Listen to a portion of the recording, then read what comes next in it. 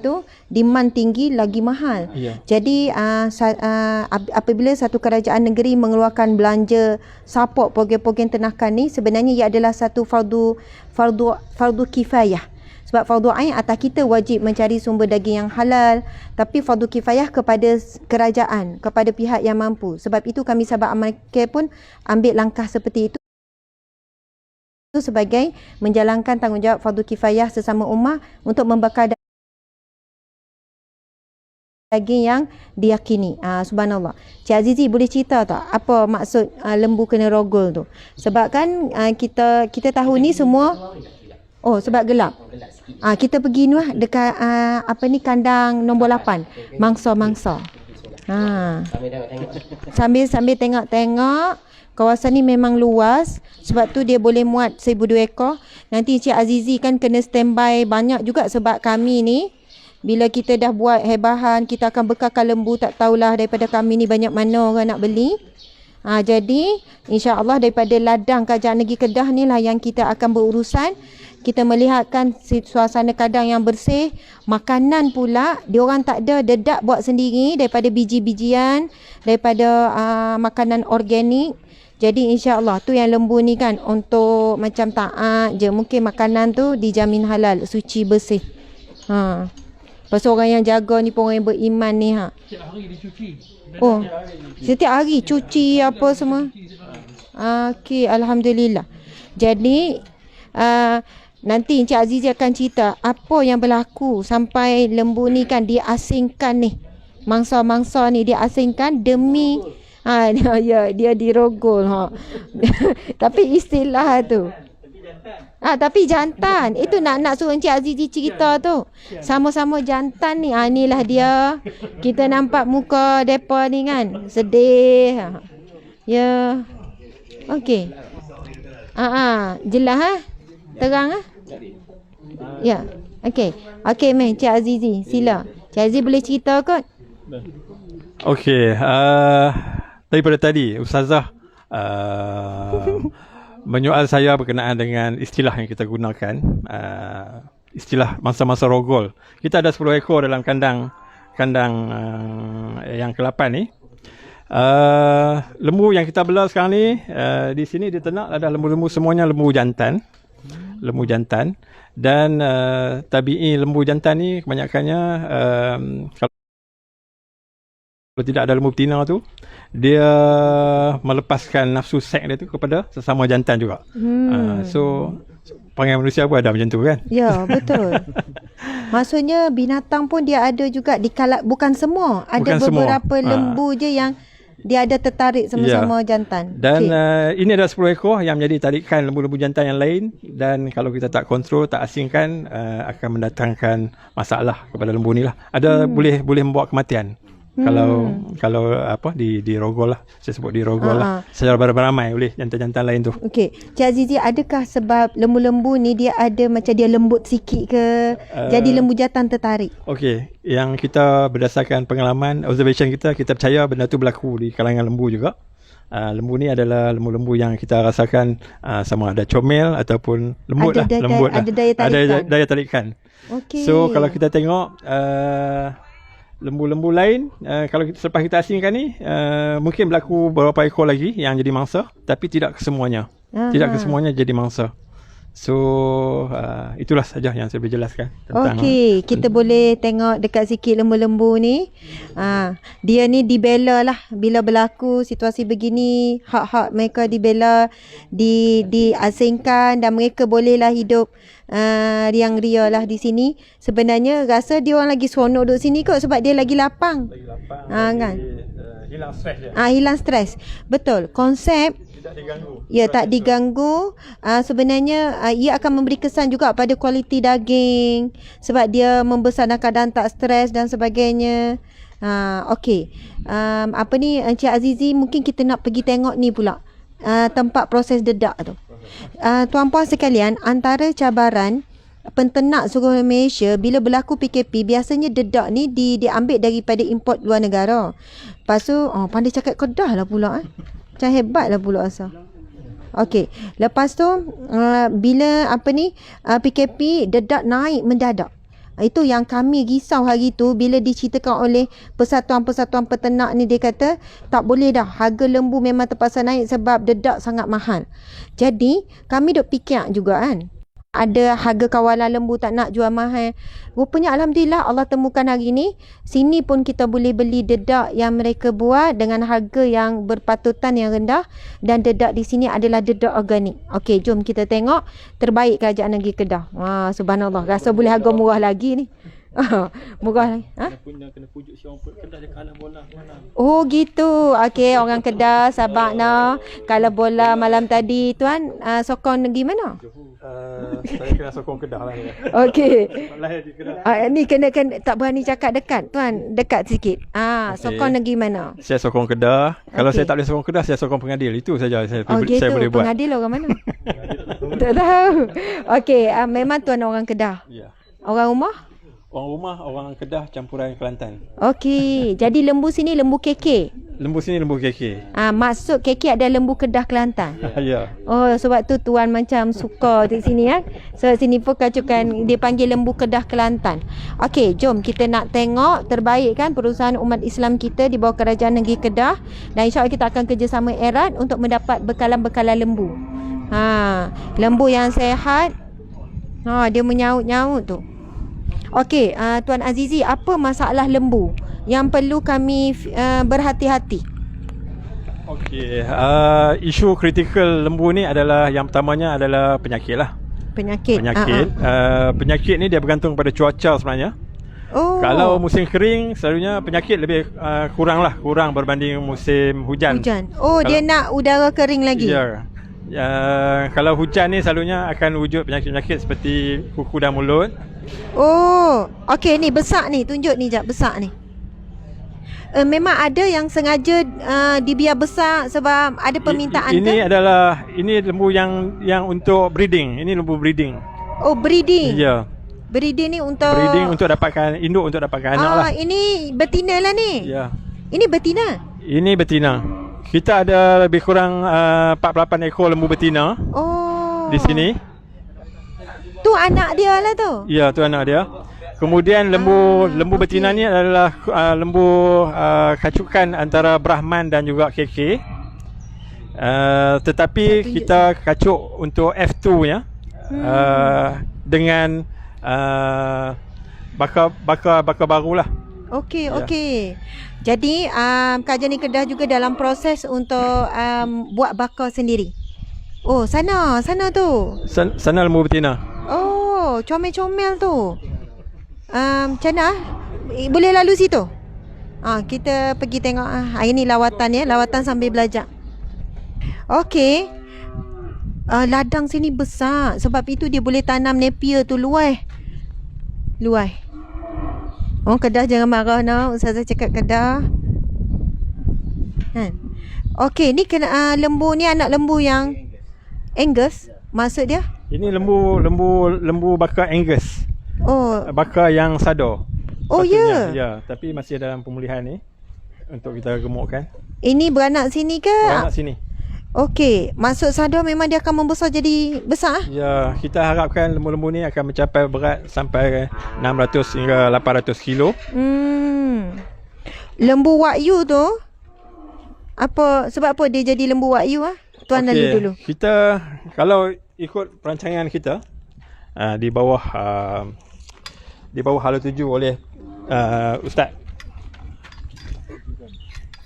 oleh Ustaz pengurusi, memang kita menghala kepada penghasilan lembu-lembu yang berkualiti lah. Penghasilan daging yang berkualiti. Kalau boleh tu tidak banyak bezanya dengan lembu Wagyu. Tak apa, lepas. Okay. Jadi apa yang kita hasilkan sekarang ni, bakar kacukan antara lembu KK dan lembu Brahman, kita kacukkan semula dengan Angus. So pada generasi F3 kita akan kacukkan dengan lembu Wagyu. Masuk kacuk tu letak dia dalam satu bilik. Kita kahwinkan lah. Kita kahwinkan secara permainan beradas lah. Okey. Cara permainan beradas. Pemandian badan tu secara normal semula jadilah. Dia orang duduk. Bukan secara normal, secara cucuk. Oh, secara cucuk. Ya, secara cucuk. Oh, tuan-puan sekalian, secara cucuk, bukan duduk letak dia dalam satu bilik, lepas tu dia kawan, tak? Kita tidak ada pejantan dari baka Wagyu, tapi kita akan dapatkan dia punya Benih tu. semen daripada Wagyu lah. Oh, maksud order daripada luar negara? Ya. Lepas tu inject? Inject di sini. Oh, dalam perut dia tu? Ya. Macam orang kata bayi tabur uji macam tu Ya, lah. betul. Oh, lembu pun macam tu. Masya Allah. Mesti ramai baru tahu kan? Okey. Okey, ni semua lembu betina. Ini bakal besar. Ha? Kita boleh masuk ni? Ini ibunya datang daripada Masuklah, Australia. tak apa kan? Australia. Ibunya daripada Australia. Okey, jom. Cik suami saya dia takut lah pula. Okey kan, tengok. Oi, dia ya, tengok dia dah ready. Dia tengok semua. Luahnya memang seronok lah depa duduk dalam ni. Dia mari tak lari. Tak, dia kejar tak ni? Tak kan? Dia kejar. Dia lari kita tengok. Ya. Dia berpandang kat sini. Tak, dia tengok tu dia marah ke kenapa? Dia kehairanan saja. Oh, kehairanan. Okey. Selalu duk main lelaki Tak tak. pernah Oh, ada ya. ustazah masuk dia. Itulah. Ladang ni besar, seronoknya tengok. Memang lembu hidup dalam keadaan seronok, tak tertekan. Jadi insya-Allah kita dapat lembu daging yang manis lah, daging yang segar. Okey. Tuan, ini semua betina? Ini semua betina dan Betina ada beberapa tanduk ekor juga. Ada. Lembu Brahman Australia.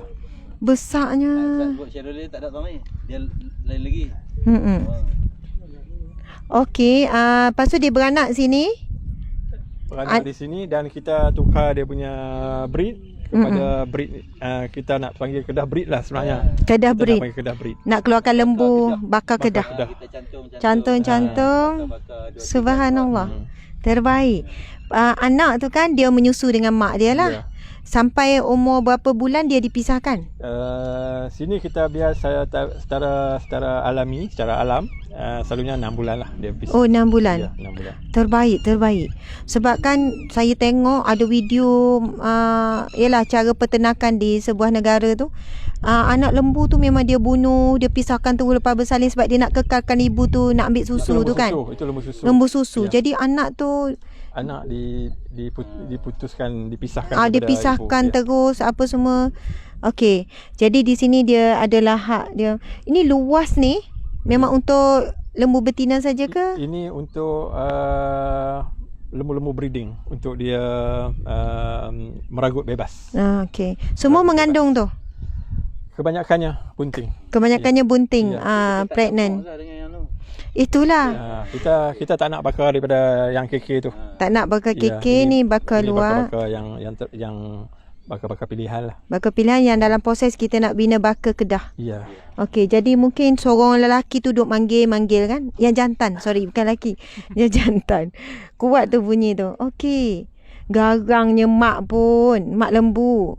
Kan muka tu kan? Okey. Kan? Besar. Kalau kita tengok tadi dia daging hak KK ni dia agak kecil. Jadi Okey. kita nak cuba ni lah. Yang hitam tu pun Hitam tu bakar daripada Angus. Itulah yang kita ambil pejantannya. itu jantan tu. Ya. Okey. Jantan daripada Angus. So kita kahwinkan antara Brahman dengan Angus. Kalau kita pergi dekat bahaya tak? Saya rasa tak okey kot. Okey. Boleh. Tak nampak yang warna kena kejar. Tapi tak ada pakai baju merah. Tak ni sikit merah. Owner ni. Tak, warna hitam tu dia hitam legam, macam cantik sangat dia punya kulit. So ini adalah antara komponen yang wujud di dalam lembu Wagyu sebenarnya. Ni kamera lagi depan, kameraman Colour pun angkut. sama. Cuba dekat tu yang ni hitam legam tu. Tak apa. Berpaling sini, Mak. Ini okey. Berpaling kat sini. Oh, dia takut, kameraman takut. Dia ni tanah sebelah. Macam-macam alasan Ustaz. Okey, alhamdulillah. Mungkin tuan boleh nak cakap apa? Okey, lembu di sini mari yang KK tu kan mari pada Thailand. Berapa lama duduk di sini untuk jadi gemuk? Okey, selalunya dalam proses untuk fattening kita akan buat pengemukan untuk tempoh 100 hari lah. 1 hari. 100 dalam hari. 3 bulan. Ya, 3 bulan. So lembu KK kalau kita buat fattening lebih daripada 1 hari selalunya akan mengibatkan kos yang lebih lah. Kos yang tinggi lah. Badan dia terhad, dia tak boleh meningkat selama-lamanya meningkat. Selain dia makan sajalah. Oh, ada juga yang bagi makan canang pun macam tu badan macam tu dia. je. Dia lembu diet kot nama dia. Kalau di sini kita panggil lembu terentat lah. Oh, Kalau di terentat. Kedah lah. Oh, dia tak menggemuk dah. Jadi yang tu kita jual lah. Yang tu kita jual. Okey, kalau masuk 1,000 daripada Thailand contoh, ini kita ambil bakal kecil kan. Lepas tu kita gemukkan di sini. Di sini makanan dijagalah. Lepas tu tengoklah cantiknya. Kehijauan, Masya Allah. Kalau masuk 1,000 ekor, agak-agak biasanya berapa yang mati? Kita memang kita jaga ratio kematian tu selalunya tidak lebih daripada 2% lah. Tapi di sini kita rekodkan 0.3% saja. Masya Allah, terbaik. Setiap pagi mandi tak ni? Lembu tu mandi? Mandi. Ya, YB Azam. Lembu kalau tidak dimandi lambat besar. Oh, dia mandi macam mana? Seorang-seorang? Kita yang mandi. Kita mandikan dia. Ayolah. Kita sembuh. Buh gigi apa semualah. Masa kita sembuh macam tu. Ya. Oh, jadi bila mandi dia segar, dia lagi cepat besar. Ya. Okey, sebab itu ladang dia pun bersih, segar. Kalau tuan-puan datang sini, saya pergi banyak dah ladang lembu, memang tak tahan dengan bau. Tapi sini tadi dia punya itulah lalat. Lalat tak ada. Mungkin sebab yalah kawasan hutan. Cuba tengokkan sekeliling ni menghijau ni. Jadi kita nak pergi tengok. Terbaiklah Kerajaan Negeri Kedah. Subhanallah. Yalah dah mai Kedah kena puji Kerajaan Negeri Kedah. Kot boleh dapat harga murah. Subhanallah. Kita ada dengan YB Encik Azizi ada. Okey. Chairman. Ni chairman. Okey, YB Azam kita ada chairman. Bahasa Melayu apa bahasa Kedah? Pengerusi. Pengerusi. Itulah chair tu kan kerusi. Itulah. Okey, subhanallah. Okey, jadi kita nak jalan laju-laju nak pergi kat tempat tu. Apa ni buat dedak. Sebab ini memang terbaik sebab ladang ni buat dedak sendiri, jadi dia tak tergantung dengan dedak luar yang diimport. Jadi kalau dedak luar yang diimport, kita sebenarnya tak tahu apa ada dalam tu. Dia letak apa. Tapi ni mereka buat dedak sendiri daripada sumber alam. Sumber alam. Daripada apa ni, kita panggil padi tu. Lepas tu lalat tak ada. Ke sebab hujan ni? Sebab organik ni. Kalau hujan lagi lalat banyak hidup kan.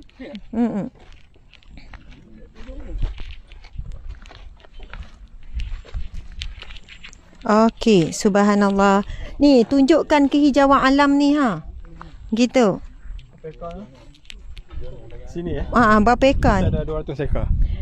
Subhanallah. Kita punya ladang 4 ekar. Sini punya 200 ekar.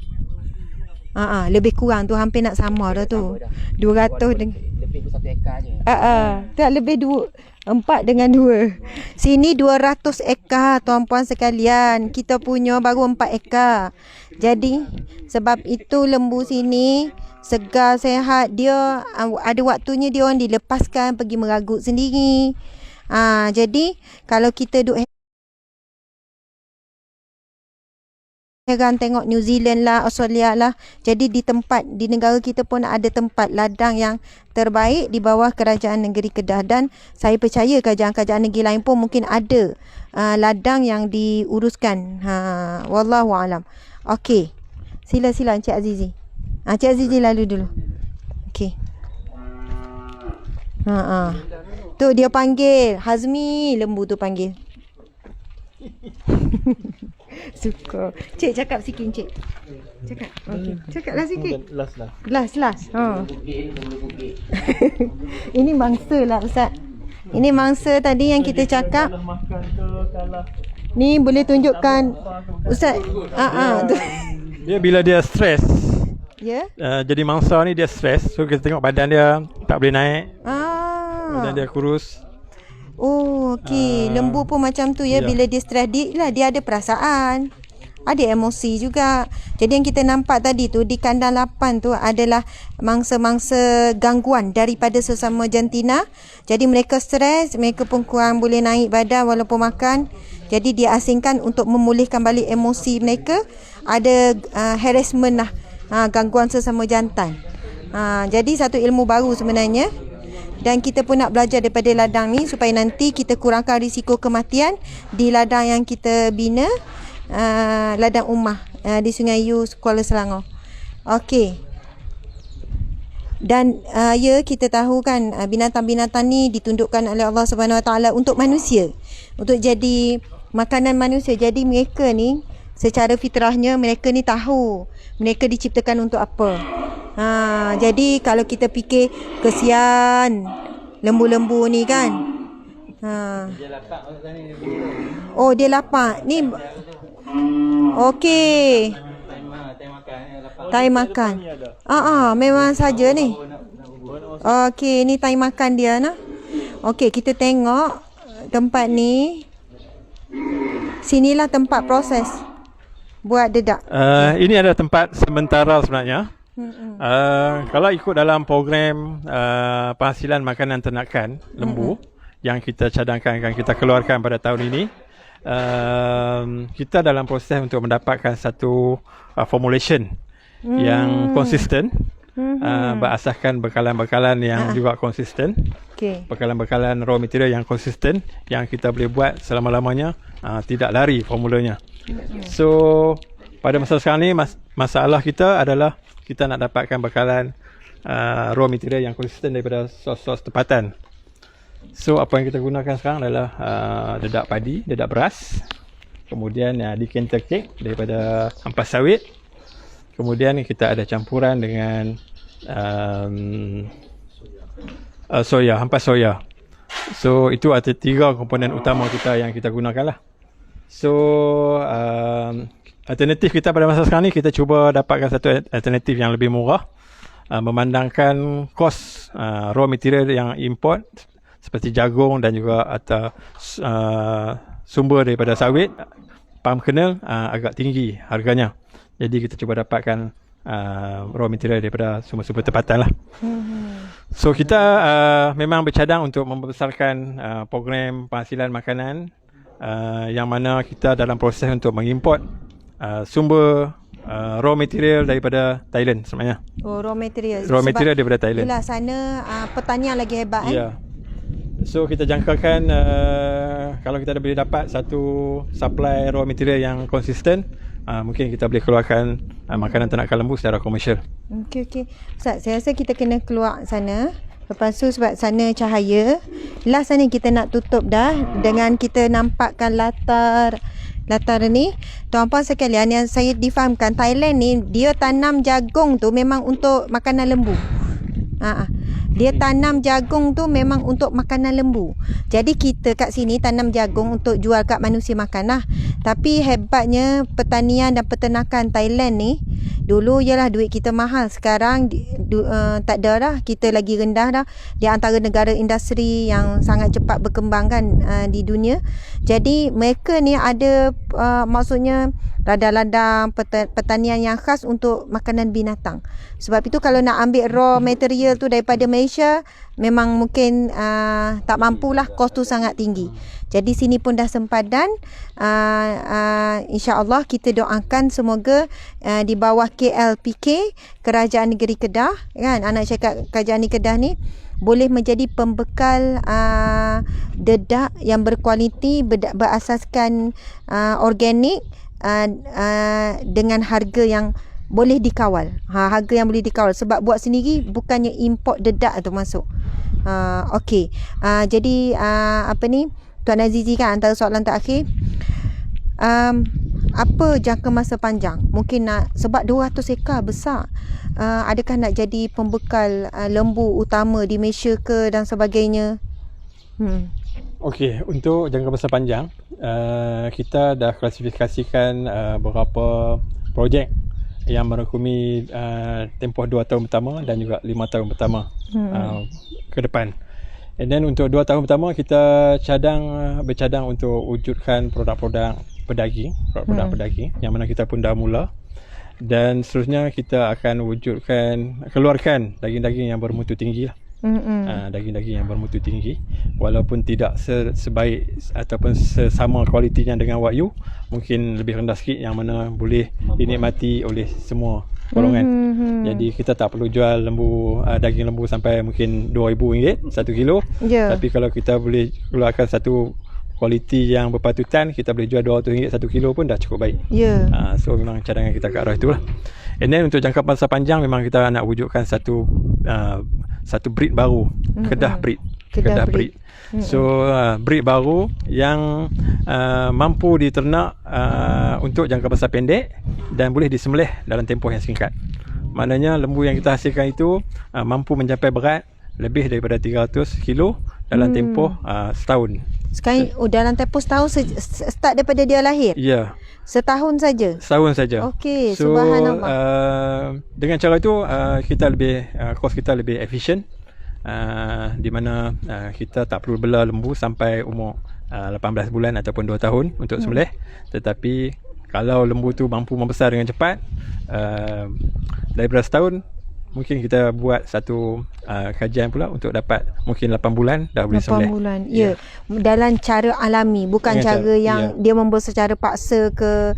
Subhanallah. Mudah-mudahan R&D tu berjalan dengan lancar. Saya percaya Kerajaan Negeri Kedah melalui KLPK, YB Azam sebagai chairman, maksudnya memberi perhatian dan juga mengeluarkan belanja yang besar tu. Kan proses research and development ni memang bukan kos yang murah lah. Tapi ia berbaloi untuk jangka masa yang panjang. Kan, bukan hanya untuk semata-mata nak kejar keuntungan dunia, tapi keuntungan akhirat lah. Sebab jadi bekalan daging yang yang diyakini oleh umat Islam. Okey, mungkin Encik Suami sebagai pengerusi Sahabat Market, kan, misi kita. Kerana Encik Suami saya ni background dia adalah chemical engineer bidang alam sekitar. Jadi apa tanya kan, apa isu biasa ni berkenaan dengan alam sekitar ni kan, najis dia apa semua. Jadi kita nanti dekat ladang kita macam mana najis tu nak diuruskan. Silakan Sir Tengku Fazli. Assalamualaikum warahmatullahi wabarakatuh. Alhamdulillah, syukur kita kepada Allah Subhanahu Wa Taala. Alhamdulillah juga hari ini kita dipertemukan dengan pengurusi KLPK kita, YB Ustaz Muhammad Azam, yang mana tadi pun dia sendiri yang memandu 4x4, memandu kita ni, masya-Allah. Rasa segan pula YB masuk dalam ladang ni. Jadi terima kasih sudi menerima kedatangan kami. Begitu juga dengan Encik Azizi selaku pengurusi kat sini. Jadi kita lihat alhamdulillah hari ini kita boleh melihat Al-Baqarah, melihat lembu. Melihat lembu Masya-Allah. Jadi sebagaimana Ustazah beritahu, target kita dalam 25 hari bulan ni, insya-Allah kita akan memasukkan lembu kita dengan jumlah 300 ekor, insya-Allah, dengan ke ladang Ummah yang pertama lah, insya-Allah. Jadi Ustaz Azmi selaku pengurusi dia yang berusaha keras lah, akan memastikan bahawa semua bekalan itu cukup juga dengan target kita bulan raya nanti, dan juga untuk korban nanti cukup lah sebagai permulaan kepada ladang tersebut sebelum kita sebarkan ke tempat-tempat yang lain jugalah. Itu antara matlamat kami lah dalam misi yang sama juga kepada dengan KLPK ni, iaitu membekalkan daging yang halalan dan thayyiban lah, insya-Allah. Dan suatu hari nanti mungkin kita boleh menguasai pasaran dengan mengurangkan sikit tekanan kepada pembeli yang tidak mampu, dan kita mampu memberi harga yang mereka mampu. Satu, insya-Allah itulah antara matlamat kita jugalah dengan menyediakan ladang tersebut. Berkaitan dengan soalan Ustazah tadi, saya rasa saya akan jawab dalam sesi yang lain lah, Ustazah, insya-Allah. Pak, macam mana tu bila dia dah buang najis, lepas tu kita basuh-bersih, macam mana air najis dia? Dan sebagaimana kita punya drawing kita, plan nanti kita akan satu treatment yang ringkas tapi mampu berkesan lah untuk kita capai standard pelepasan dia, insya-Allah. Ada satu sistem lah. Maksudnya bila masuk dalam sungai, dia tak mencemarkan sungai, betul. Dia tak mencemarkan Ada sistem mungkin yang kita buat sekarang, mungkin settle septic tank kita boleh buat ataupun sistem treatment lain lah, insya-Allah kita akan buat lah. Okey. Encik dah lupa ke? Subhanallah. Sebab lama juga. Okey, alhamdulillah. Mungkin YB Azam ada sesuatu untuk penutup. Silakan YB Azam, masya-Allah. Chairman kepada industri peladangan ni. Bismillahirrahmanirrahim. Terima kasih. Pertamanya terima kasihlah kepada Ustazah Tengku dan rombongan yang sudi hadir ke sini. Dan sebenarnya saya pun baru chairman ni bulan 11, pertengahan bulan 11 kan. Jadi tak promote mana ni kan. Kita hanya sembang kawan dengan Ustaz Azmi, dengan rakan-rakan bagaimana untuk nak bantu kumpulan ladang, untuk kita nak bekaikan lembu-lembu kita ni, dan kita ada sasaran. Jadi insya-Allah dengan kalau sahabat-sahabat daripada mana-mana apalah, NGO, daripada masjid-masjid, boleh mai tengok dan pilih sendiri. Pilih sendiri untuk apa yang nak pilih. Dan insya-Allah saya harap di peringkat KLPK kita akan berlaku jujur, untuk yang dipilih itulah yang akan diterima oleh pihak masjid ataupun dia boleh booking awal, YB? Ya, boleh. Tapi dia costing dia kena ambil kira juga lah. Kalau booking sekarang, nak suruh kita jaga sampai raya. Maksudnya costing makan tu kita kena ada rundingan sebagainya. Tapi biasanya masjid ni selepas raya ni lah, dia akan main untuk tengok harga dan sebagainya. Dan insyaAllah kita harap kita akan berikan terbaik, supaya kejujuran dalam perniagaan inilah yang akan ada keberkatan kepada kita bersama dalam kita melaksanakan tugas tanggungjawab fardu kifayah ini. Wallahu a'lam. Subhanallah, terbaik YB Azam. Mudah-mudahan Allah mudahkanlah segala perancangan hajat. Okey, Encik Azizi sebagai penutupnya, mewakili pengurus besar KLPK. Subhanallah. KLPK Ternak Sdn Bhd, secara jujurnya sangat mengalu-alukan lah sebarang bentuk usaha sama ataupun sebarang bentuk urus niaga yang boleh kita bersama-sama majukan dalam industri halal ini. Kita tak kisah sama ada dalam bentuk pemasaran ataupun dalam bentuk pembekalan, kita boleh terima. Okey, alhamdulillah. Itu saja. Sekian. Subhanallah, terima kasih. Kepada yang tertanyakan dedak ni kenapa tak ada logo halal? Dulu masa saya kerja JAKIM, ramai juga yang buat dedak nak mari datang mohon CJ halal untuk dedak. Sebab timbul isu dedak ni campur tulang, campur macam-macam. Jadi jawapannya adalah lembu tak diwajibkan makan makanan halal. Dia binatang. Yang wajib makanan halal thayyibat adalah manusia. Jadi kalau kita tengok itik ke kan, binatang yang itik ayam yang orang kampung tu kan, itik kampung, semua benda makan, najis pun dia sodok. Jadi itu tak ada masalah. Cuma apabila tempat ini mengambil inisiatif untuk memberikan makanan 90%, sebenarnya memang tinggi adalah organik. Jadi insya-Allah kualiti daging, kesihatan semua itu jauh lebih baik lah. Alhamdulillah, subhanallah, syukur Allah temukan di sini. Terima kasih YB Azam sekali lagi, Cik Azizi selaku pengurus besar, Cik Suami sebagai pengerusi Sabak Market, Ustaz Azmi sebagai pengurus projek. Ustaz Azmi sebagai pengurus projek. Tu dia. Tu. Okey, subhanallah. Okey, lepas tu Ustaz Haris yang pemuda syara kita di sini. Terima kasih semua yang mengikuti live kita. Mohon maaf salah dan silap. Jangan lupa ladang umah kepada siapa yang ingin menyumbang kepada pembangunan ladang umah. InsyaAllah sepanjang masa ladang umah itu akan berjalan membekalkan daging buat umah, anda dapat pahala yang mengalir. Subhanallah. Walaupun memang kos yang sumbangan yang kita dapat untuk ladang umah sangat rendah berbanding kosnya sampai 4 juta, tapi kami tidak akan berputus asa. Kita akan usaha juga cari duit mana-mana untuk merealisasikan ladang umah, dan hasil penjualan tersebut kita akan masuk kepada tabung Yayasan Hijrah kita untuk menggerakkan kerja amal, kerja dakwah. Dan insya-Allah kita akan menjual harga yang lebih rendah daripada harga biasa dijual di pasaran. Bukan sebab kita nak kontrol harga, tapi itulah usaha kita untuk memberikan peluang kepada orang yang tidak mampu untuk menikmati daging. Jadi sekadar itu daripada kami. Mohon maaf sekali lagi. Sekian. Assalamualaikum warahmatullahi wabarakatuh.